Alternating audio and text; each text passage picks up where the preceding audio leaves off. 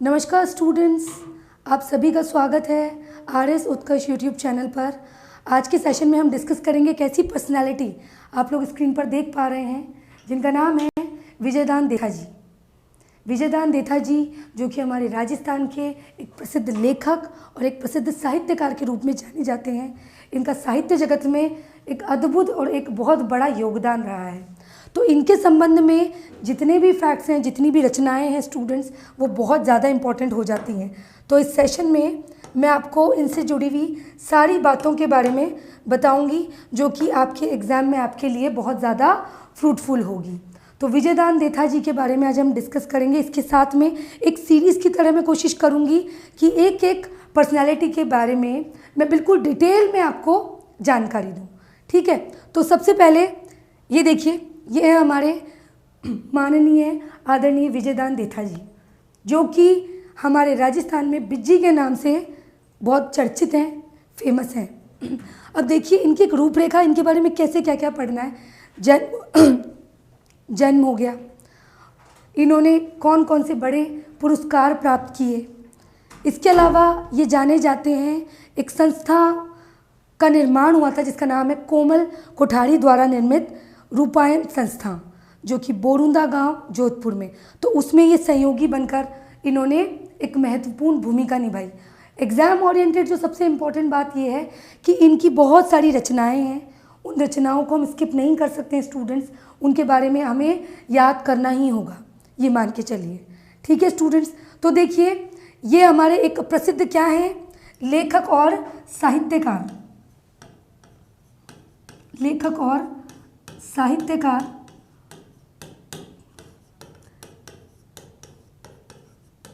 राजस्थान कला संस्कृति का जो आपका आरएस प्रीलिम्स का जो आपका टॉपिक है उसमें अलग से दे रखा है साहित्यकारों के बारे में। तो साहित्य और साहित्यकार ये वैसे भी इम्पोर्टेंट है क्योंकि आप आरएस का देख लीजिए, आरएस क्या ईओआरओ का देख लीजिए, एसआई का देख लीजिए, जितने भी आरपीएससी के बीते सालों के जो पेपर्स हैं उनमें सब में इस टॉपिक से क्वेश्चन आता ही आता है। तो इनके जन्म को लेकर स्टूडेंट्स हम बात करेंगे, एक एक टॉपिक वाइज डैश लगाते हुए चलिएगा आप मेरे साथ में। ठीक है स्टूडेंट्स, तो इनका जन्म जहाँ पे मैंने बताया अभी रूपायन संस्था, वहीं पर इनका जन्म हुआ था 1 सितंबर 1926 को।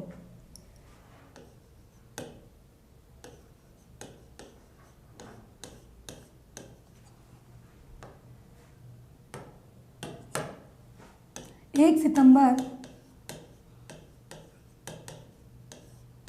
1926 को जन्म हुआ। कहाँ पर? अभी मैंने जिक्र किया था रूपायन संस्थान, तो रूपायन संस्थान में बोरुंदा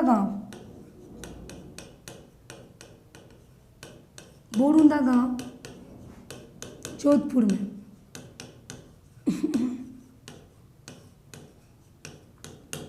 ये एक इम्पोर्टेंट फैक्ट हो गया स्टूडेंट्स, याद रखिएगा। लगभग 87 वर्ष में इनका निधन हो गया आगे चलकर 10 नवंबर 2013 को। तो याद रखना, कोमल कोठारी जी के साथ में सहयोगी के रूप में कार्य किया। कोमल कोठारी जी के बारे में मैंने बताया कि ये वो पर्सनालिटी थे कोमल कोठारी जी जिन्हें 2 बड़े पुरस्कार मिले थे। अगर बात करें इनकी विजयदान देथा जी की, तो इनको भी सन 2007 में स्टूडेंट्स क्या मिला था, पद्मश्री। इनके पुरस्कारों के बारे में मैं अलग से बात करूँगी। अभी हमें क्या याद रखना है कि देखो इन्होंने आगे चलकर इनके जन्मस्थल की बात करी। अब देखिए इनके संबंध में एक इम्पॉर्टेंट बात है कि इन्होंने 1960 में, एक मिनट इसको रेड से ही ले लेते हैं ताकि आप 1960 में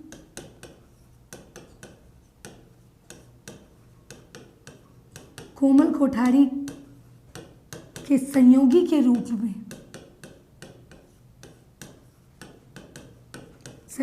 रूप में रूपायन संस्थान का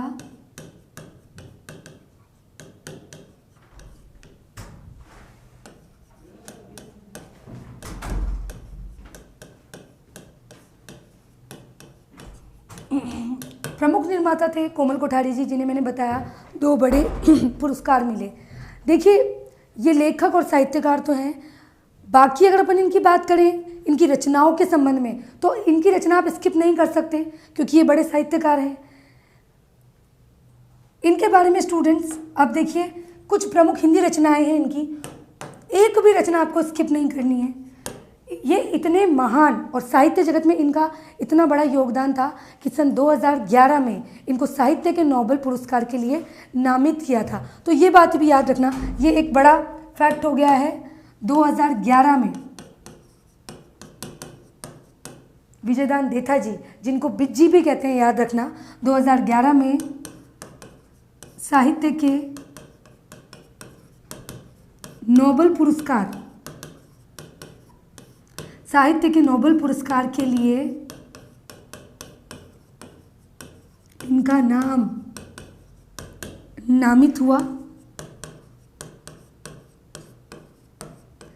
इसी तरह से पर्सनैलिटीज़ जो भी करें आप, विजयदान देथा जी हों चाहे जो भी हों, आप हमेशा एरो लगा लगा के कीजिए। तो ये इम्पोर्टेंट बात हो गई। इसके अलावा इनकी 3 प्रमुख हिंदी रचना थी, याद रखना।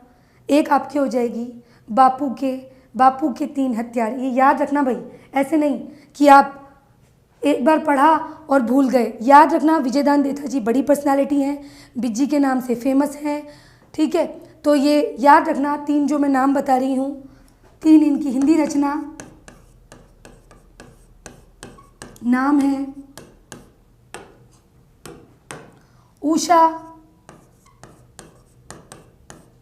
बापू के 3 हत्यारे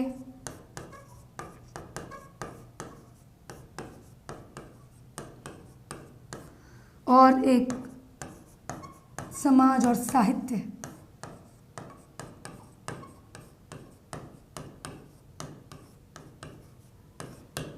ये बात आपको याद रखनी है स्टूडेंट्स, ठीक है। इसके अलावा अब इनकी जो और रचनाएं हैं, जैसे कि आपने सुन भी रखा होगा बाताड़ी फुलवारी। बाताड़ी फुलवारी के लिए इनको आगे चलकर प्राइज़ मिला था, साहित्य अकादमी पुरस्कार सन 1974 ईस्वी में स्टूडेंट। तो आप सभी को ये बात भी ध्यान रखनी है, बाताड़ी फुलवारी के भी कौन से खंड के लिए, 14 खंड थे टोटल, 14 इसमें थे खंड। तो ये याद रखना स्टूडेंट्स। क्या ये देखिए, फिर बाद में पुरस्कारों पे करूँगी, पहले इनके बारे में इंपॉर्टेंट फैक्ट्स देख लेते हैं। फिर इनकी अन्य जो प्रमुख रचनाएं हैं वो 3 मैंने हिंदी की बता दी। अब जिसके लिए इनको पुरस्कार किया गया था स्टूडेंट, साहित्य अकादमी पुरस्कार मिला था, याद रखना। ये देखिए 1974 में इनकी एक प्रसिद्ध रचना है बाताड़ी फुलवारी। बाताड़ी फुलवारी में भी 14 खंड थे, जिसमें किसके लिए मिला था पुरस्कार वो याद रखना है। तो बाताड़ी फुलवारी के 10वें खंड के लिए मिला था, ये इंपॉर्टेंट बात हो जाती है। बाताड़ी फुलवारी के 10वें खंड के लिए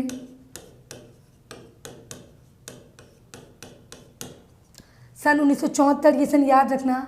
बाताड़ी फुलवारी के 10वें खंड के लिए साहित्य अकादमी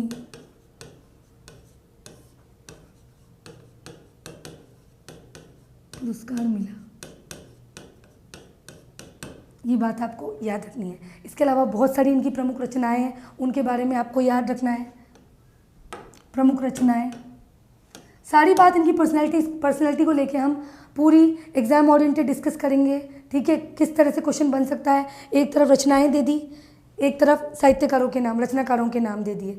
या फिर बोल सकते हैं आरपीएससी इस तरह से पूछ सकती है कि निम्नलिखित में से विजयदान देथा जी के संबंध में सत्य या असत्य कथन बताइए। तो ये सन भी आपको याद रखना है। अब इनकी जो प्रमुख रचनाएं हैं स्टूडेंट्स वो याद रखना। देखिए सपन प्रिया, लाजवंती। आज के सेशन में जो जो फैक्ट्स हम याद कर रहे हैं, जो जो रचनाएं हम याद कर रहे हैं स्टूडेंट्स, आप उनको भूलना नहीं है, याद करना है, एक भी चीज़ स्किप नहीं कर सकते हैं। तो सपन प्रिया, लाजवंती, अंतराल, सपन प्रिया, लाजवंती, अंतराल, महामिलन,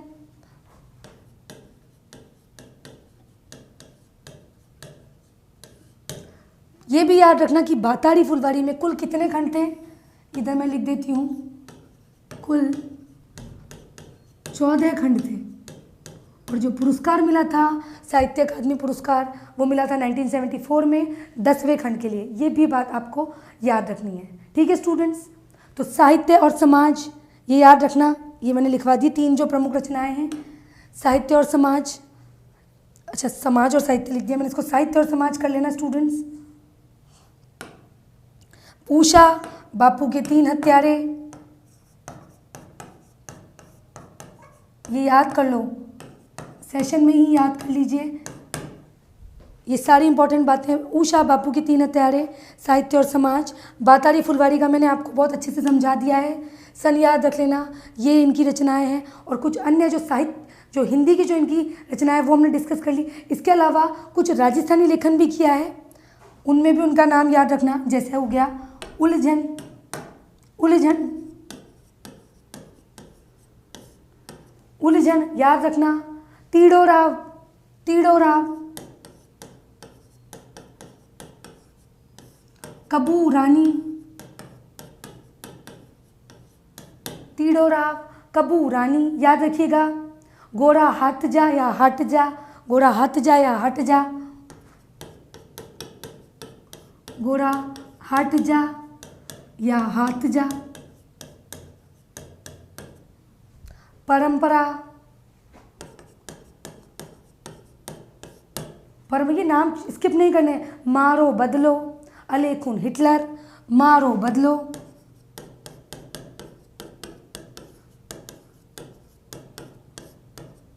अलेखुन हिटलर, अलेखुन हिटलर।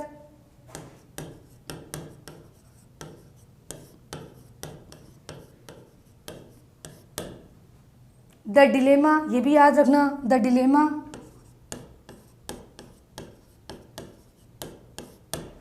द डिलेमा एक कहानी है, चौधरान की चतुराई, तो याद रखना स्टूडेंट्स। ठीक है, कबू रानी हो गया, गोरा हज्जा हो गया, मारो बदलो हो गया।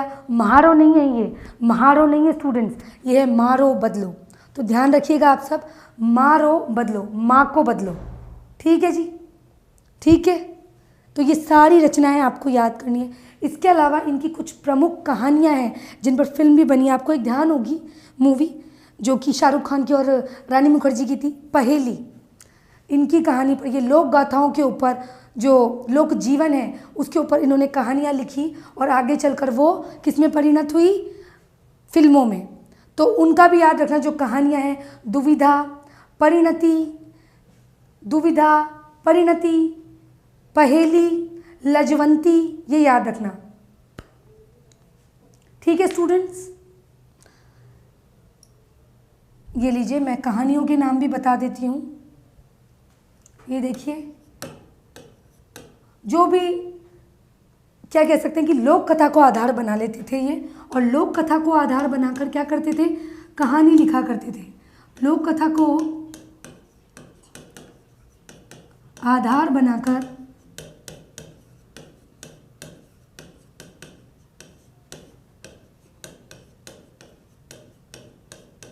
कहानी लिखते थे, जिनमें प्रमुख है, जिनमें आगे चलकर इन कहानियों पर फिल्में बनी। तो ये नाम याद रखना, जैसे कि मैंने बताया दुविधा।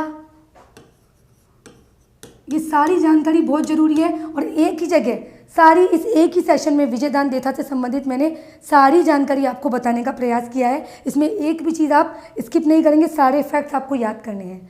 ठीक है, तो दुविधा हो गई, दुविधा हो गई, परिणति हो गई, परिणति, एक याद रखना पहेली, एक केचुली, केचुली भी याद रखना, केचुली, लाजवंती, केचुली, लाजवंती मैंने बता दिया था, पहेली और केचुली। देखो, सारे नाम भले ही याद नहीं हो, आप सारे नहीं याद करें, लेकिन आप 2-3 बार रिवाइज करेंगे ना स्टूडेंट, तो ये सारी चीज़ें आपको बहुत अच्छे से, ऑप्शन होंगे आपके सामने, आप कर देंगे। और आप लोगों में से बहुत सारे स्टूडेंट्स मेंस देंगे और आपसे पूछ लें विजयदान देथा की किन्हीं 5 रचनाओं के नाम लिखिए, फिर तो इसलिए एक भी रचना आप स्किप नहीं करेंगे, सारी आपको याद करनी है। एक बार रिकॉल करवा देती हूँ। ये देखिए, तीन हिंदी प्रमुख रचनाओं की बात की मैंने, उषा, बापू के तीन हत्यारे, साहित्य और समाज। बाताड़ी फुलवारी जिसके लिए इनको पुरस्कृत किया गया 1974 ईस्वी में, साहित्य अकादमी पुरस्कार मिला था बाताड़ी फुलवारी के 10वें खंड के लिए। कुल है 14 खंड। इसके अलावा सपन प्रिया, लाजवंती, अंतराल, महामिलन, ये बारीक बारीक आप जैसे लिंक करके चलेंगे ना बारीकी से तो आपको ये सब याद रहेंगे, क्योंकि बहुत सारे साहित्यकार हैं, जैसे लक्ष्मी कुमारी चुंडावत के बारे में पढ़ेंगे, सूर्यमल मिशन जी के बारे में पढ़ेंगे, ठीक है। तो कन्फ्यूजन, कन्हैयालाल सेठिया जी के बारे में पढ़ेंगे, तो रचनाओं को लेकर कन्फ्यूजन हो सकता है स्टूडेंट्स, ठीक है।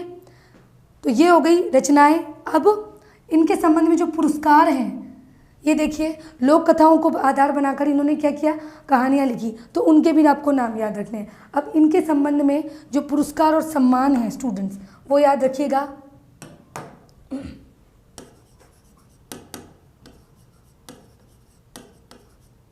प्रमुख पुरस्कार, ये लीजिए, मैंने बता ही दिया। अगर स्टेटमेंट आ जाए विजयदान देथा जी के बारे में कि इनको 2011 में नोबेल साहित्य के लिए नामित किया था, तो बिल्कुल ये इंपॉर्टेंट फैक्ट हो गया, याद रखना भाई।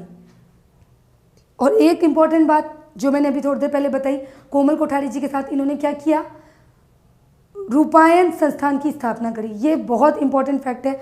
सन भी याद रखना, 1960 में कोमल कोठारी जी के साथ में एज ए संयोगी इन्होंने कार्य किया। अब इनके संबंध में जो प्रमुख पुरस्कार हैं वो आपको याद रखने स्टूडेंट। देखिए 1974 का मैंने आपको बता ही दिया, 1974 का बता ही दिया, फिर भी मैं यहाँ लिख देती हूँ, ये मैंने लिख दिया। उससे आगे के इस पुरस्कार पे हम बात करते हैं। तो ये देखिए 1995 में मरुधरा पुरस्कार मिला, मरुधरा पुरस्कार। इसमें सन पुरस्कारों में आपको सन याद रखने पड़ेंगे। 1974 का मैंने बता दिया बाताड़ी फुलवारी के लिए, फिर 1995 में मिला इनको, 2002 में भी मिला बिहारी पुरस्कार।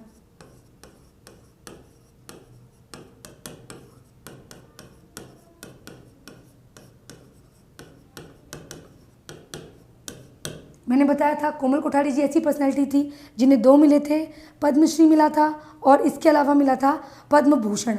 इनको मिला पद्मश्री, याद रखना। 2002 के बाद 2007 में इनको पद्मश्री पुरस्कार मिला।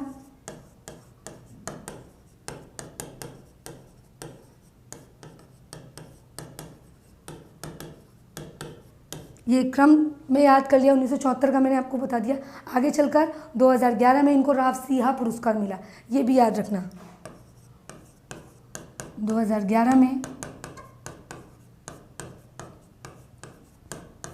रावसिंहा पुरस्कार, रावसिंहा पुरस्कार।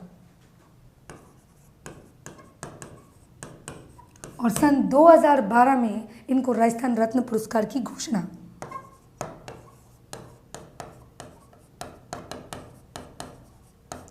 राजस्थान रत्न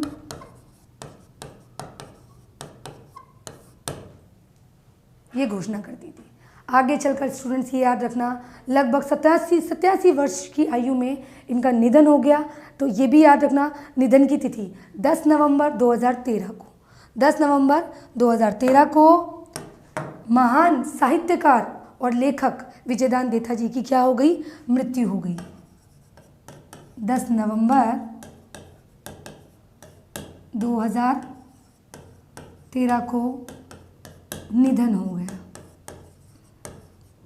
अब देखिए छोटे से सेशन में हमने कितनी जानकारियां बटोर ली। इनमें एक भी ऐसी चीज़ नहीं है जो आप स्किप करने की सोचें। सारी रचनाएं मैं आप लोगों के लिए एक ही जगह ले आई हूँ स्टूडेंट्स, तो बहुत अच्छे से आपको ये याद करनी है सारी बातें। बहुत बार मैंने बताया, और भी जगह जैसे संस्थान की बात करते हैं, कोमल कोठारी जी की बात करते हैं, या साहित्य और साहित्यकारों में बात करते हैं, तो आपका रूपायन संस्थान जरूर आता है। कला संस्कृति के संबंध में जो प्रमुख साहित्य संस्थान है उनमें भी आता है इसका जिक्र। तो ये हो गया आज का एक important session students Vijaydan Detha ji के बारे में। उम्मीद करती हूँ कि इनके संबंध में अगर आपके प्री मेंस जो भी बच्चे EORO दे रहे हैं, PSI दे रहे हैं, विजयदान देथा जी के संबंध में अगर कोई भी क्वेश्चन आता है, चाहे वो स्टेटमेंट हो, चाहे वो सुमेलित हो, चाहे वन लाइनर हो, आपका क्वेश्चन गलत नहीं होगा। ठीक है स्टूडेंट्स, तो मिलेंगे नेक्स्ट सेशन में। इसके अलावा मैं आपको एक इम्पॉर्टेंट जानकारी दे रही हूँ हमारे कोर्सेज के बारे में स्टूडेंट्स, जो कि आपके विंटर सिलेक्शन ऑफर आया है उत्कर्ष परिवार आपके लिए लेके आया है। आरएस के सभी ऑनलाइन कोर्सेज पर इस नए साल के उपलक्ष्य में 90% तक का आप डिस्काउंट पा सकते हैं। इसके अलावा 500 रुपये तक का कैशबैक आपको हो जाएगा और 50% एक्स्ट्रा वैलिडिटी आपको प्राप्त हो जाएगी। तो याद रखना स्टूडेंट्स, ये जो ऑफ़र है 30 दिसंबर तक वैलिड रहेगा। इसकी उपलब्धता 30 दिसंबर तक रहेगी। जो भी बच्चे, आप याद रखिएगा, जो भी अपनी ये एक्सिस्टिंग जो स्टूडेंट्स हैं वो अगर वैलिडिटी को बढ़ाना चाहते हैं तो उनको भी याद रखना 10% एक्स्ट्रा डिस्काउंट मिलेगा। इसके अलावा जो नए स्टूडेंट्स हैं उनके लिए कूपन कोड यूज़ करना है NY10 और उनको भी मिलेगा एक्स्ट्रा 10% का डिस्काउंट। ये एक्स्ट्रा 10% डिस्काउंट की मैं बात कर रही हूँ। और भी कोई पर्टिकुलर कोर्स के रिगार्डिंग आपको और भी जानकारी लेनी है तो ये आपका RS हेल्पलाइन, ये नंबर दे रखा है, आप आराम से बात कर सकते हैं। समग्र बैच है, लाइव फ्रॉम क्लासरूम रहेगा, बहुत ही कम फीस है, उसमें भी आपको 10% एक्स्ट्रा डिस्काउंट मिल रहा है स्टूडेंट्स। वही फीचर्स 90% तक, 500 रुपये तक का कैशबैक और एक्स्ट्रा वैलिडिटी 50%। याद ये रखना है कि ये जो सारे ऑफर्स मैं बता रही हूँ आपके 30 दिसंबर तक ही उपलब्ध हैं। निर्मल बैच 8.0 लाइव फ्रॉम स्टूडियो रहेगा, जो कि बहुत अच्छी बात है कि ये देखिए 5 जनवरी 2026 को स्टार्ट हो रहा है। इन्हीं सब फीचर्स के साथ में RS prelims 2026 live from studio रहेगा। बहुत ही कम फीस है स्टूडेंट्स। ये देखिए, जिन भी स्टूडेंट्स को लगता है कि अभी सिर्फ प्री पर फोकस करना है, प्री की ही तैयारी करनी है, तो प्री ओरिएंटेड RS फाउंडेशन निर्मल 2.0 इंग्लिश मीडियम बैच है, लाइव फ्रॉम स्टूडियो रहेगा। यही सब फीचर्स रहेंगे स्टूडेंट्स। तो देर नहीं कीजिए, अपने अकॉर्डिंग जो भी आपको लगता है, इंग्लिश मीडियम, ओनली प्री, समग्र या 8.0 बैच, और ये आपका जो भी बच्चे सपना देख रहे हैं एग्जीक्यूटिव ऑफिसर और रेवेन्यू ऑफिसर बनने का, तो उनके लिए RPSC EORO फतेह बैच 2.0 स्टूडेंट्स लेके आए हैं। आपको बहुत अच्छी तैयारी करवाई जाएगी और मात्र 2200 रुपये, उसमें भी प्राइम और स्टैंडर्ड 2 फीस रखी है। नए स्टूडेंट जो भी एनरोल करेंगे उनको एक्स्ट्रा 10% डिस्काउंट मिलेगा NY10 कूपन कोड यूज़ करने पर। फिर से कहूँगी, किसी भी तरह की आपको जानकारी लेनी है तो आपकी स्क्रीन पर ये नंबर दे रखा है, आप इस पर किसी भी प्रकार की जानकारी ले सकते हैं स्टूडेंट्स। मिलते हैं एक नई जानकारी के साथ, एक ऐसे टॉपिक के साथ जो मैं आपके लिए समग्र जानकारी के साथ लेके आऊँ। मिलते हैं नेक्स्ट सेशन में जल्दी। Thank you so much.